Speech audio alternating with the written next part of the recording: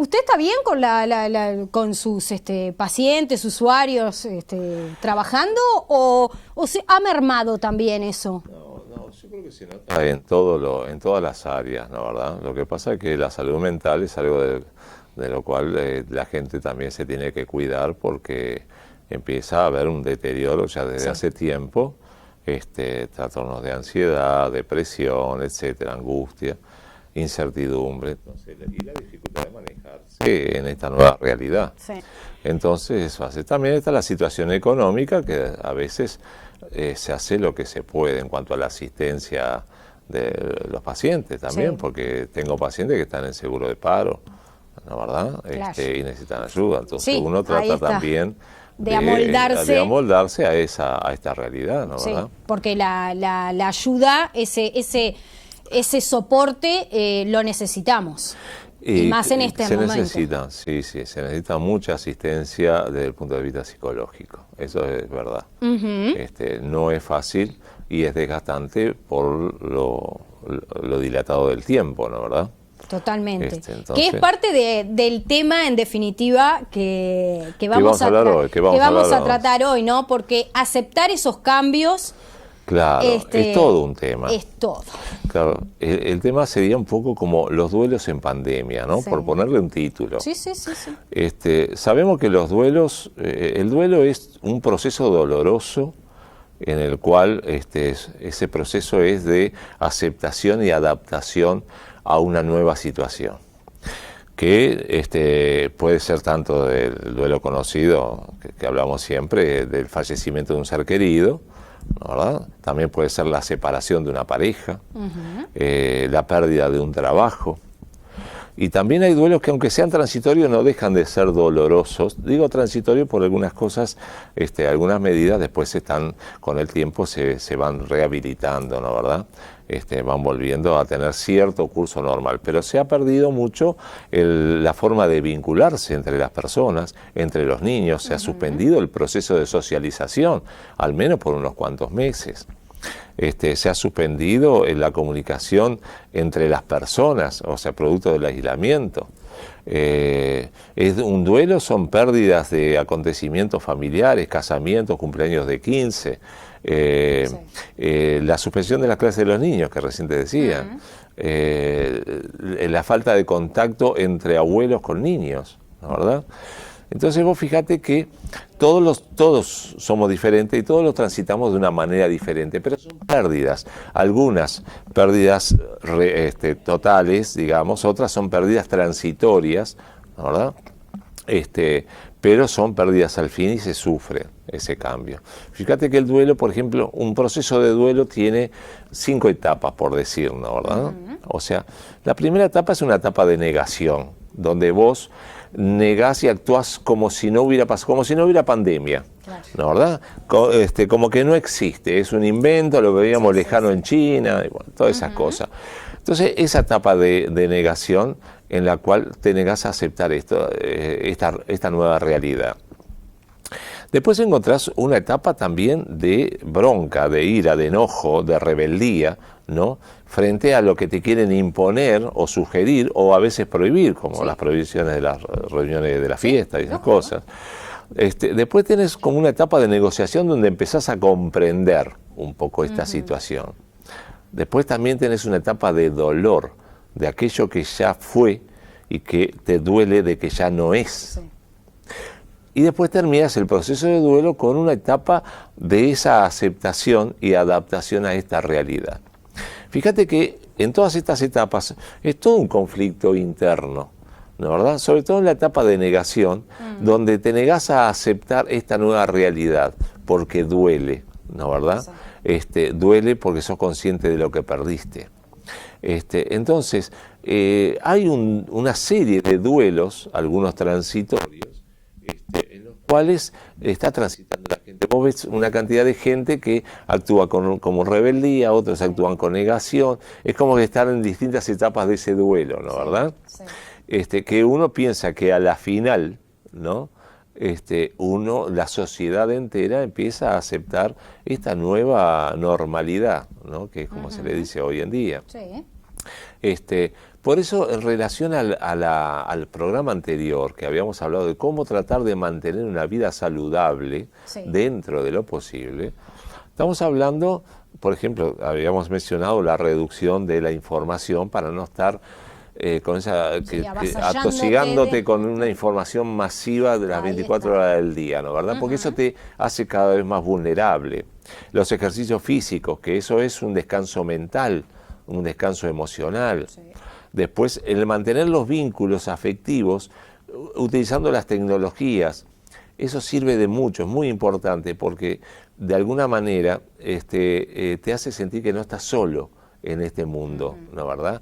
No estás transitando de manera aislada, sino que hay toda una sociedad y un planeta que está de alguna manera transitando lo mismo que estás transitando vos. No te hace sentir solo. También, ¿no? Y empezás a valorar. A valorar, porque a veces antes capaz que ni te acordabas de visitar a ese familiar que ahora sí o sí querés visitar. Y vos fíjate que además, claro, el contacto con las otras personas, que sea por internet, o videollamada, WhatsApp, todas esas cosas, de alguna manera también contenés al amigo, o el amigo te contiene a vos. Entonces, cuando vos contenés al amigo, vos te sentís útil. Cuando tenés el contacto, el vínculo por internet, por ejemplo, te sentís que no estás solo. La soledad, como decía la vez pasada, enferma en estas circunstancias, ¿no, verdad? Porque te empieza a vulnerar emocionalmente. Entonces, esas cosas, mantener las rutinas, o sea, antes tenías rutinas, quizás puedas mantener alguna o generar nuevas rutinas. Te da la sensación de que tenés cierto control de tu vida, porque cuando vos perdés las rutinas, te desestabilizás emocionalmente. Perdés las cosas que hacías normalmente antes de la pandemia. Y que se puede vivir sin esas cosas.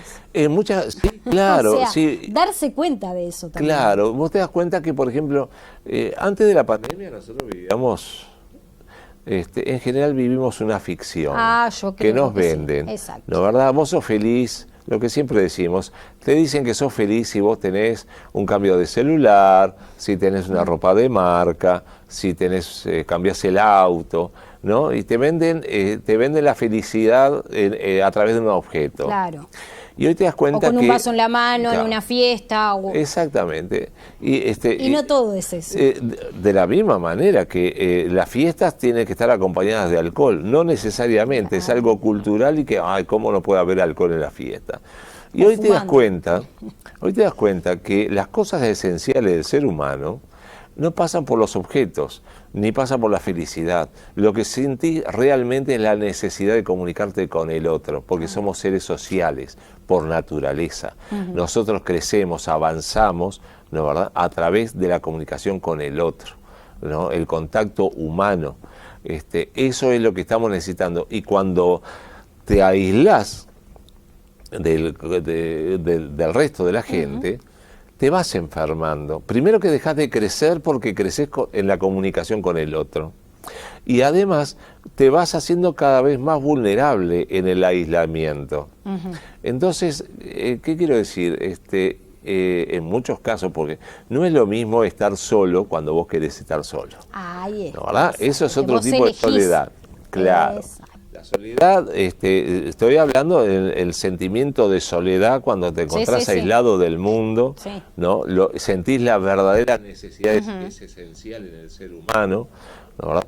Y que de repente no la tenés y el aislamiento te puede llegar a producir todo un estado de depresión, de angustia, ¿no, verdad? Se va deteriorando un poco los recursos que tiene el ser humano.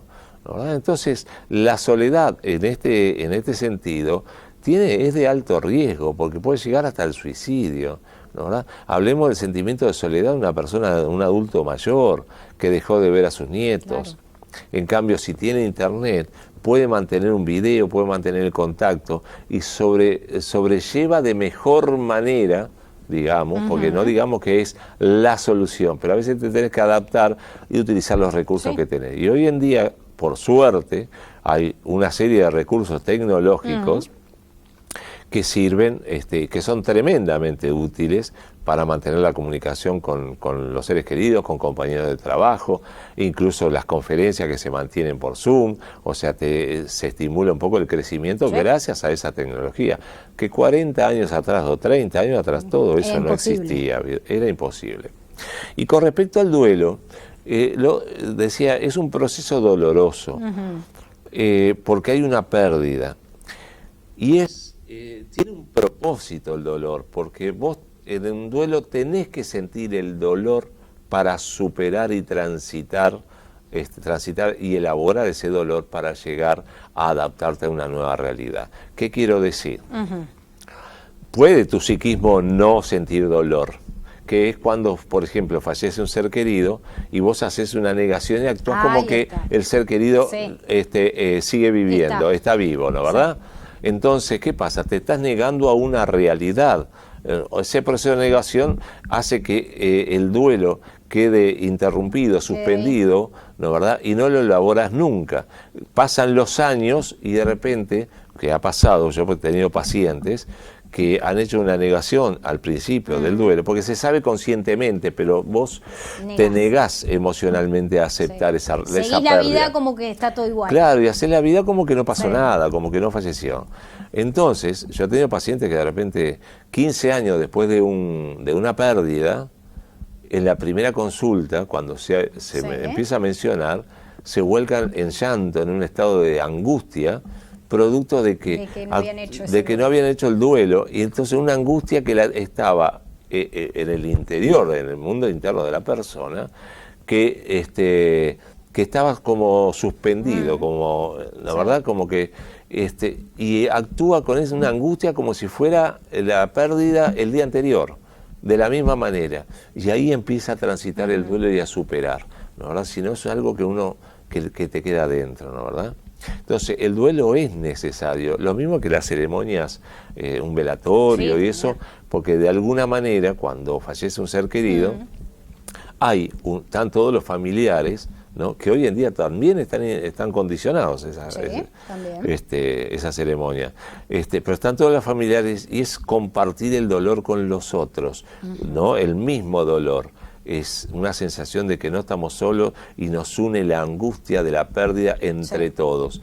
Y eso también hace un poco más llevadero la situación, el proceso de duelo. Sirve para además entrar en razón, entrar en conciencia de la pérdida, ¿no, verdad? Es una ceremonia que genera un antes y un después, ¿no, verdad? Una aceptación de una nueva realidad. Y nosotros, bueno, tenemos con la cuestión de la pandemia todas estas pérdidas de costumbres y eso, algunas van a quedar las nuevas costumbres, otros se volverá un poco a como era antes, quizás en algunas cosas, pero otras van a quedar y tenemos que tener esa capacidad de aceptar y adaptarnos a esta nueva realidad. La rebeldía es la negación, es el rechazo a esta nueva realidad, ¿no, verdad? Es como un detenimiento en una etapa del duelo. La negación es no hacer el duelo. Ahora se está viendo cada vez más esa rebeldía, ¿no? Claro, porque vos ves que la gente tiene en la necesidad del contacto, y sobre todo lo vemos en las juventudes, pero también en gente adulta. En grandes también lo vemos. ¿No, verdad? Uno lo critica como falta de conciencia, como irresponsabilidad. Sí, en el hecho, el acto, es falta de conciencia y falta de responsabilidad social. Eso es cierto, ¿no, verdad? Ahora, también hay que tratar de entender las conductas, no justificarlas, ¿no, verdad? Pero tratar de comprender esa conducta humana, ¿no? Que pasa en todo el planeta, no es una cosa del Uruguay, ¿no, verdad? Incluso en Europa. Bueno, pero hay quienes niegan a nivel mundial que exista, ¿no? La pandemia. Sí, desde que existe, claro. O sea, pero eso alimenta a que vos hagas una negación, te agarrás de esas teorías y entonces alimentás la negación de una enfermedad. Pero pasa también, como lo dijimos durante todo este año de emergencia sanitaria, durante todos estos meses, que la gente te lo dice, o sea, no me dejas aglomerarme, pero me tenés 2 horas en un ómnibus con 40 personas. Claro, entonces, a veces no encontramos la lógica en ciertas habilitaciones. Claro, es cierto. Ahora, debe ser... Yo lo entiendo, pero bueno. Como hay 1.000.000 de conductas diversas, ¿no, verdad? En los ómnibus, los transportes, el caminar, los comercios. Es tan variado, son millones de casos diferentes. Yo creo que lo difícil, que casi que es teórico, es que todas las medidas sean congruentes. Entonces caes en contradicciones, porque de repente cuidás que no haya aglomeraciones, pero claro, no te avivás de que de repente, por otro lado, no se tomaron medidas de esto. Y bueno, tomás medidas de esto otro, pero de aquellas cosas, o sea, son infinitas las situaciones. Sí. Entonces, es muy teórico pensar en que sea toda la diversidad de situaciones que sean todas coherentes. Encontrás contradicciones, ¿no, verdad? Que hay que atenderlas para empezar a solucionar. Es lo mismo que, vamos a suponer que mañana empieza la pandemia y empiezan las primeras medidas y ya salen contradicciones, porque la segunda medida, ¿y qué pasa con los otros? Claro. ¿No, verdad? Bueno, y se van abarcando medidas, se van extendiendo. Y los otros... Y bueno, se van abarcando, se van tomando. Claro, porque en definitiva el mes de octubre fue el mes que tuvimos más casos en Uruguay que en plena emergencia sanitaria, que cuando fue que en abril, mayo, que fue que era toda esa cuarentena voluntaria, que como no había esta movilidad de personas y de empleos, que había mucho teletrabajo, que no había tanta circulación tampoco en los ómnibus, claro, te ves en esa contradicción de decir, bueno, pero hubo días de récord de 65 casos, llevamos 60 muertes y estamos viviendo como común y corriente. Claro, yo creo que son varias cosas, o sea, está el agotamiento de la gente, que antes se cuidaba mucho, está aquellos que niegan la realidad, y se niegan a aceptar esta nueva realidad, ¿no, verdad? Ahí son muchas las situaciones en las cuales está transitando, porque estamos hablando de 7, 8 meses más o menos, ¿no? Una cosa así. Meses. Entonces, es muy dispar, y aparte es muy dispar de la conducta del ser humano, ¿no? ¿Verdad? Sí, ahora estaba escuchando ayer el informativo en Argentina, parece que recibe 25 millones de vacunas de los rusos. De los rusos, Acá mucha gente piensa que Rusia como si fuera el cupo, no sé cuánto. Rusia tiene toda una tecnología de avanzada, muy reconocida, ¿no, verdad? Se sabe mundialmente. Son más cerrados en la información y eso también es cierto.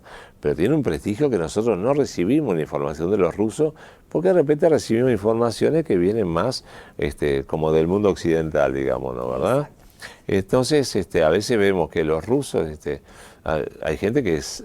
han hecho pruebas constatadas. Hay gente que piensa que ya los rusos de repente ya tienen un pensamiento anticomunista, ya tienen el rechazo de una vacuna rusa porque es comunista. Exacto, yo qué sé, ¿no, verdad? Sí, sí. Entonces, hay muchas cosas. No, que te van a introducir un chip. Sí, o sea, surge muchísimo. Hay que escuchar cada cosa. Claro, ¿viste? Te están controlando igual. Claro. Tengas el chip o no. Sí, vos fíjate, te están controlando por el Facebook, por todo esto. Estás hoy en contando todo continuamente, que te controlen con un chip y lo de menos. Hoy en día saben más, las grandes empresas de las redes sociales saben más de tu vida privada hasta que de vos mismo, porque te las analizan, te la cuantifican, te la cualifican. Con todo lo que haces. Entonces, nos vamos a asustar de que venga un chip. Ya se cae un poco, a mi juicio, en el absurdo, ¿no, verdad?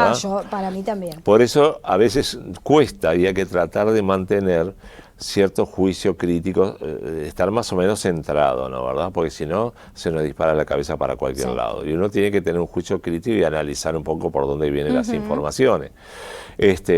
Pero bueno, volviendo al tema del duelo, es eso, ¿no? La dificultad que tiene el ser humano de aceptar estas nuevas realidades. Una realidad donde hay medidas para quedarse, y bueno, y cambia las costumbres, hasta la manera de saludarnos, ¿viste? También, con la mano, con el puño, y todas esas cosas.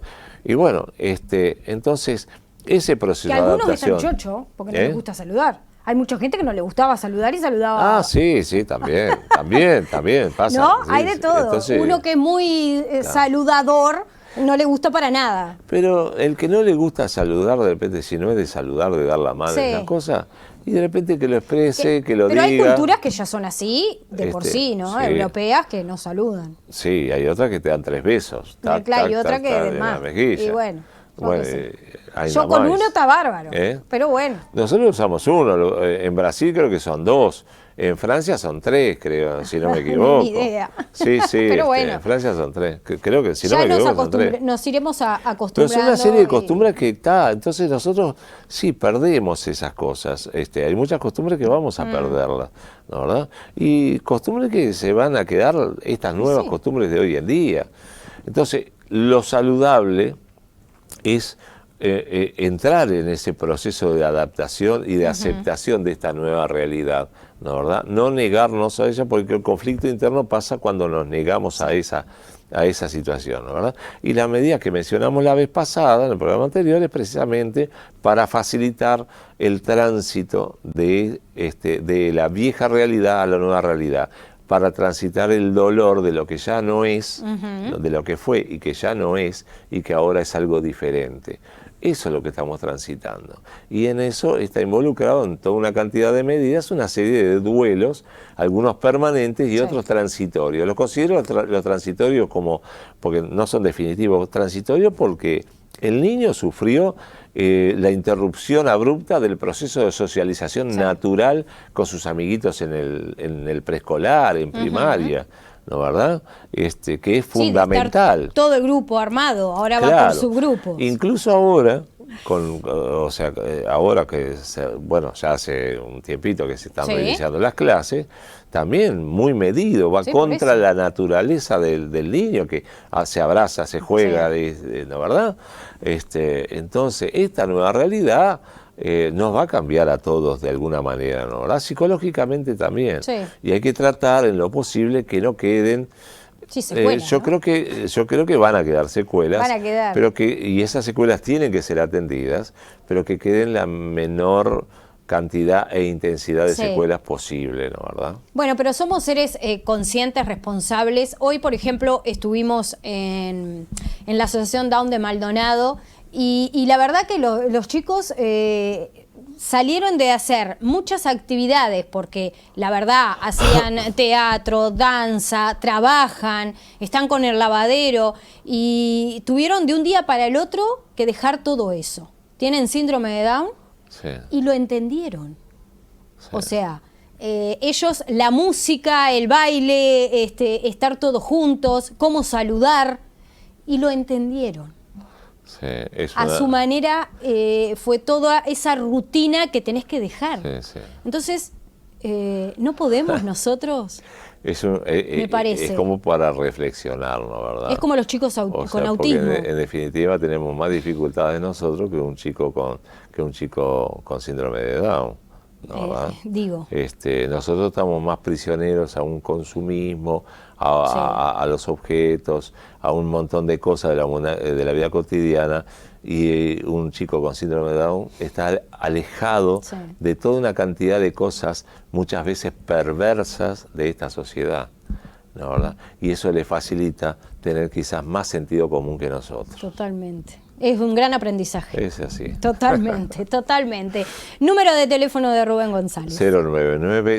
099-139747. Y también, El Facebook, psicólogo Rubén González. excelente, y por supuesto, aquí el Mirada al Este, todas las semanas, dándonos esta reflexión, por supuesto. Gracias, Rubén, Gracias a como siempre. ti. Nos Nos vemos la semana que viene.